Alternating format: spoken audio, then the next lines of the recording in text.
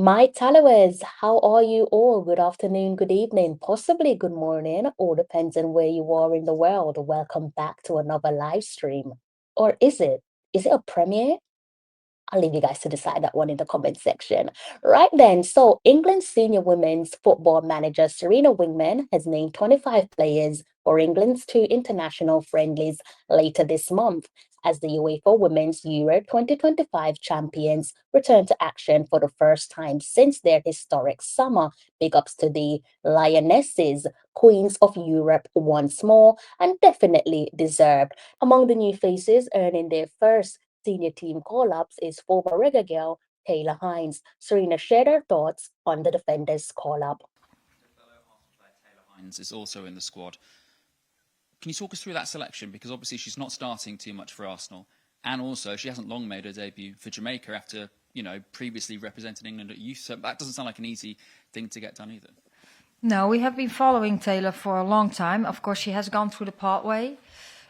She has a dual heritage, so she's eligible for us. And we started having conversations. Yes, she hasn't played that much, but also we are in a new situation. We're going into a new, I won't say new era. We're going into a new cycle, going to qualify for the World Cup hopefully, and then going to the World Cup. So I want to see talented players in some positions, and she's a left footer. Yes, she didn't play that much, but we've seen a lot of her, and she did play the other day against Lyon. So yes, I had the conversation with her, and she wanted to come in, and like she feels really close to England, which she had also with Jamaica. She had pledged allegiance to another country, and that was a difficult decision, I'm sure, at the time for her to represent Jamaica. Yeah, of course, it's difficult. Was difficult. At the same time, she's really excited to come in our environment too, and she feels connection with England, and she feels connections with Jamaica, which of course is totally understandable. And yes, she wants to see what her chances are too. And then for us and for me, it's really good to see her in our environment too, to also again see how she relates to the other players on her position. Following the squad announcement, Hines shared a message on her Instagram stating, "It's a privilege to have two nationalities, and I'm incredibly proud to represent both. I'm still officially an England player and I've grown up through the system. I have nothing but the utmost respect and appreciation for Jamaica. They have been so understanding and genuinely want what's best for me, which means a lot. My family fully supports me, whatever decision I make for my future, and my ambition to play at the highest level. Being called to represent England is an amazing feeling and opportunity. I know what it means to wear the shirt, to be a lioness, and it truly means everything to me and my family." Yes, of course, it is sad that she is no longer a reggae girl, but big ups to her either way. Big ups to Taylor. I hope that she has a fruitful future with England. Hope that both Taylor and Sarina can qualify for the next FIFA Women's World Cup, which will be taking place in Brazil in 2027. Being that they are the current reigning queens of Europe, I'm sure that Sarina and the Lionesses will want to add to their trophy cabinet by going on to winning the World Cup. So best of luck to them in that regard. And you heard there from the horse's mouth, both from Taylor as well as Sarina, a difficult decision was made. It's no secret there. She has a connection with England. She also has a connection with Jamaica, but at the end of the day, she was born in England. She did represent England at youth level prior to making the switch over to Jamaica. So players have to do what's best for them, don't they? At the end of the day, it's their career. Sometimes careers are relatively short. Hopefully, in the case of Taylor, will be a long and successful career. Safe to say that she's probably back where she belongs. And as I said, I do hope that it goes well for her. Yeah, I don't know about you guys there, but I'm not entirely surprised.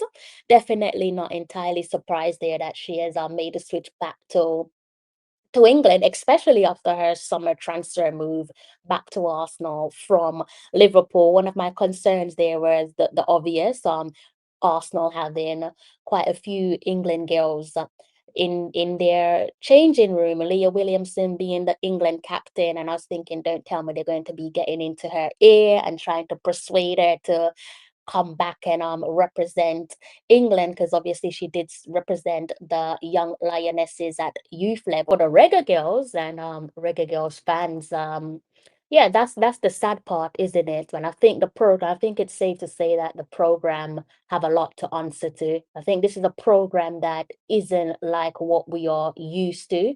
And I think I've mentioned this already, that the program now for me appears to lack transparency. You know, players are being called to represent the country through a flawed selection process. Not just that, but based on my observation, it appears as if there's a gray cloud hanging over their heads and it has yet to be addressed. And in a nutshell, the Reggae Girls are losing fans. And now it appears as if they have lost, not even appear, they have definitely lost, quite literally, a captain and a leader. If that doesn't spell trouble, then I don't know what will. And quite clearly, this is not the first time they would have lost a player, which does beg the question of asking what's going on here. You know, why is it that this Reggae Girls program is showing signs of being incapable of holding on to their talent, especially the talent there that comes with dual nationality, which tends to be the case because we do scope much of our talent from players through the diaspora. You look at Taylor Hines, it wasn't even a year ago, not even a year ago, she made her debut for Jamaica, right? And she played against France. It was in October of 2024. So not even a year ago. Would have been October the 25th when that game was played. And in under a year, she has made a switch back to England. And then you also have Mimi did something quite similar. Earlier on in the year, we saw that Mimi had accepted a call up to the USA U23 training camp. And that one, as I said at the time, did scratch heads. It scratched many heads, including my own. I was thinking, what's going on here? It didn't make sense. It still doesn't make sense. Not sure if they've given us a answer to that pertaining to why that was allowed to happen. But as I said, considering that her sister Kiki plays for the national team, I've always said that surely it's a sister's dream to play alongside their sister. I think the Swaby sisters are a perfect example of that.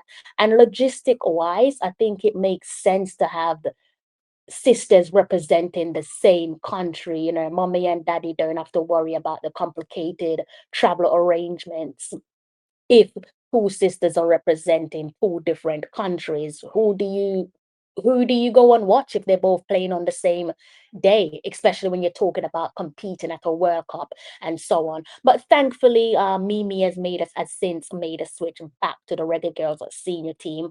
Definitely, I think I speak for everyone. We say that we're delighted to have her back. But that is two examples there for me where I can look and I'm thinking, based on observation, there to me there is there's an issue there that needs to be addressed, because this cannot continue. We can't just accept the fact that talented quality players like a Mimi or a Taylor can be in a position where they would say to themselves, okay, I'm going to be making a switch back to my country of birth, because that clearly means that we're doing something wrong.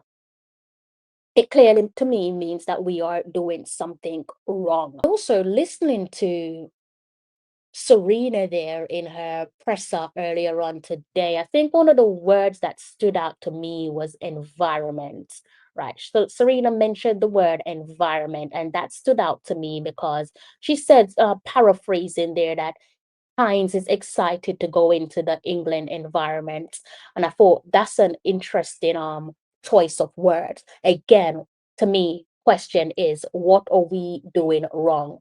We must be doing something wrong, or it could just be something quite simple. You know, she's English born, she'd rather represent her country of birth because that would have been a lifelong dream. But the facts remain the same, that this is now two players, two quality players that have made a switch back to their country of birth, with Mimi making her return to the senior reggae girls team. So let me know what you guys make of Taylor Hines making a switch back to England. If you haven't hit the like button, do go ahead and hit the like button. If you haven't hit the subscribe button, what are you waiting on? Do go ahead and hit the subscribe button. And you know how it goes. Until next time, take care. We little, but we Talawa.